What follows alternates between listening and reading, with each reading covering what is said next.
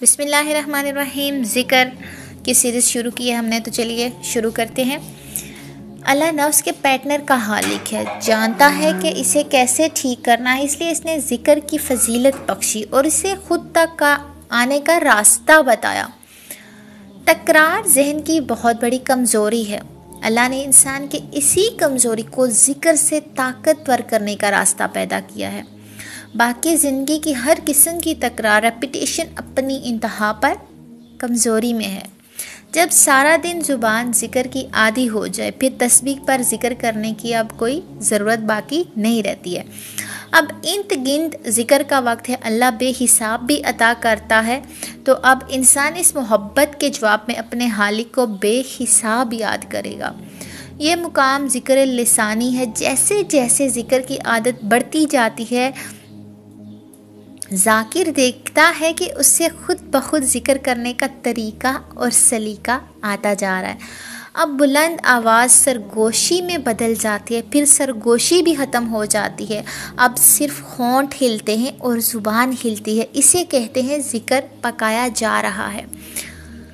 यहाँ तक मुशक्क़त है, कोशिश है, एफ़र्ट है, खुद पढ़ना होता है। शौरी कोशिश, कॉन्शियस स्ट्रगल होती है, ज़ोर लगता है, जहन थकता भी है, मगर चूँकि आदत बन चुकी होती है इसलिए पढ़ता रहता है। जब पढ़ते हुए काफ़ी अरसा गुजर जाए तो आहिस्ता आहिस्ता ज़िक्र का तरीका बदलने लगता है। ज़िक्र पढ़ते पढ़ते इंसान सो जाए और अचानक आँख खुले तो उसे एहसास होता है कि वो ज़िक्र कर रहा था। इस्तात बढ़ने लगती है। कोई भी काम करते हुए, किसी की बात सुनते हुए अचानक एहसास होता है ज़िक्र हो रहा है। अब हफ़ी शुरू होता है। ये दूसरी मंजिल है, सेकंड स्टेज है। ज़िक्र करते करते एक दिन अचानक ये एहसास होता है कि होंठ बंद भी हूँ तो भी ज़ुबान से ज़िक्र जारी है। ये बड़ी प्रमोशन होती है, बड़ी सहूलत मिल जाती है। अब शौरी कोशिश से बढ़कर बात रसाई तक को पहुंचने लगती है। हफ़ीज़ सीखने का तरीका सिर्फ जली करना है। बराह रास्त जो लोग दूसरी मंजिल से शुरू करते हैं वो बहुत जल्द थक कर उकता कर ज़िक्र छोड़ देते हैं। हफ़ीज़ ज़िक्र शुरू हो भी जाए तो पूरा हफ़ी एकदम नहीं मिलता। पहल कभी होंठ हिलने लगते हैं, कभी बंद हो जाते हैं। ऐसे काफ़ी मुद्दत चलता है, फिर ज़ुबान भी रुक जाती है। अब हफ़ी कायम होता है, अब जहन में ज़िक्र शुरू हो जाता है। अब शौरी कोशिश से मुकम्मल निजात मिल जाती है। ज़िक्र हफ़ी का चल जाना हैरान कर देने वाला तजर्बा होता है। अब आप ज़िक्र नहीं कर रहे होते हैं बल्कि सुन रहे होते हैं। आपकी वो आवाज़ जिससे आप अपने ख़यालों से बात करते हैं वो ज़िक्र करने लगती है। अब मुशक्क़त ख़त्म हो जाती है। अब शौरी कोशिश का अमल दखल ख़त्म हो जाता है। अब हर वक्त जहन के सेंटर में ज़िक्र सुनाई देता है। ये वो आवाज़ होती है जिसका इर्ताआश, वाइब्रेशन कोई नहीं है, सिर्फ समात है। आप और सिर्फ आप ही इसे सुन सकते हैं। ये बहुत बड़ी ऐश है, ग्रेटेस्ट लग्जरी है। सोते जागते, खाते पीते, सुनते बोलते, हर वक्त हत्ता के सोचते हुए भी ज़िक्र हो रहा होता है। सुभान अल्लाह। अब याद करना पढ़ नहीं रहा होता, अब याद आ रही होती है। यहाँ एक मुद्दत जितनी भी खुदा की मर्ज़ी हो गुज़रती है, फिर ज़िक्र कल्बी का आगाज़ होता है। ये वो ज़िक्र कल्बी नहीं है कि जैसा कि आम तौर पर रूहानियत के नाम नहाद ठेकेदार बताते हैं कि कल पर तवज्जो करो कि अल्लाह अल्लाह कह रहे हो, और यूँ आहिस्ता आहिस्ता दिल की हर धड़कन से अल्लाह अल्लाह की सदा आने लगेगी। ये इर्तिकाज़ का झूठ फरेब है। ये कोई कल्ब का जारी होना नहीं है। असल ज़िक्र कल्बी की क्या ही शान है। कुछ ज़्यादा पढ़ने वाले कहते हैं कि जब ज़िक्र हफ़ी लगातार चलता रहे तो आहिस्ता आहिस्ता वो इसम जो ज़िक्र के लिए पढ़ा जा रहा है उसकी वो आवाज़ जो अंदर सुनाई दे रही होती है वो भी ख़त्म होने लगती है और एक दिल नशीन साज में बदलने लगती है। इसे चहचहाहट की आवाज़, हम्बिंग साउंड भी कहा जाता है। किसी सुरीली चिड़िया के चहचहाने की दूर से आती हुई मधुर आवाज़ जो इंसान को बेखुद करने लगती है। अब हर वक्त बस यही चहचहाहट सुनाई देती रहती है। ये आवाज़ पूरे वजूद में सुनाई देती है, यहाँ तक कि आहिस्ता आहिस्ता पूरा वजूद ही ये मधुर आवाज़ बन जाता है। ये कल्बी है। वल्लाहु आलम।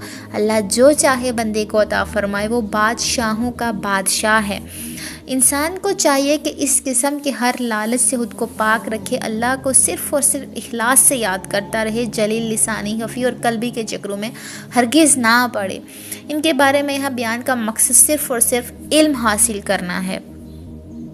जब ज़िक्र लिसानी शुरू किया जाए, आदत बन रही हो, तो इस दौरान ये कोशिश भी करना चाहिए कि दिन में से 1-2 बार तन्हाई में बैठकर जिक्र करना चाहिए। तकरीबन 1 से 2 घंटे तो ज़रूर करना चाहिए। यह हरगिज़ कोई मश्क नहीं और ना इसमें ज़िक्र पर फोकस करना। इसका मकसद सिर्फ इस नफ्स की मुज़ाहमत और सरकशी के ज़ोर को हकीकत और तजर्बे की नज़र से देखना है। किसी ने नफ्स की सरकशी की मुहीब ताकत देखनी हो तो तन्हाई में खुद को लेकर बैठ जाए और अल्लाह के ज़िक्र में लग जाए। आने तो जो भी सोच आती है, हरगिज़ सोच को मत रोकें, बस जिक्र करता रहे। वो खूब देख लेगा उसका नफ्स अल्लाह से किस कदर बेजार है। अगर 1 घंटा जिक्र करने का इरादा किया है तो नफ्स 1 घंटे में ज़िंदगी 2 भर कर देता है। अपनी बेचैनी और डिप्रेशन को देखने का इससे अच्छा कोई मौका नहीं है। नफ्स जिस्म को सताएगा, इरिटेट करेगा, दर्द, बेचैनी, हारिश, घबराहट, न जाने कैसे कैसे एहसास, जज्बात पैदा करेगा। कभी से भूख लगेगी, कभी पेशाब आएगा, कभी कोई बहुत ज़रूरी काम याद आएगा और कुछ ना कर सका तो सर घुमाकर इधर उधर देखना शुरू कर देगा। इस मुकाम पर इंसान देखता है कि उसके और जानवर के नफ्स में कितनी हैरानकुन मुशाबहत है। इस दौरान शैतान नफ्स के साथ मिलकर बेपनाह ताकतवर हमला करेगा। बैठे रहें, जहाद नफ्स का मैदान गर्म है। अपने दुश्मन की खुली औकात को अपनी आंखों से देख लें ताकि कोई गलत फहमी बाकी ना रहे। सिर्फ आइडिया है कि 3 माह सुबह शाम कम अज़ कम 1 घंटा अगर तन्हाई में जिक्र किया जाए तो बेहद फ़ायदा होता है। बाकी ये हरगिज़ ज़रूरी नहीं है। अगर तबीयत ना माने तो ना करें, बस ज़ुबान से पढ़ते रहें। बैठना ज़रूरी नहीं है, हरगिज़ ज़रूरी नहीं है। ये सिर्फ मिसाल के तौर पर ज़ाती अंदाज़ा दिया है। जब जिक्र पर ज़ुबान अच्छी तरह कायम होने लगे तो एक और टेक्निक भी निहायत उम्दा है। अपनी सोचों को जिक्र पर कुर्बान करना शुरू करें। मिसाल के तौर पर नफ्स को कोई फिल्म देखने की सोच पैदा करता है तो इस सोच को जिक्र पर कुर्बान करें, सेक्रीफाइस करें। इस तरह तमाम गैर ज़रूरी गुमराह करने वाली बेहुदा और लघु सोचों को जिक्र पर कुर्बान करने की आदत बना लें। हैरत अंगेज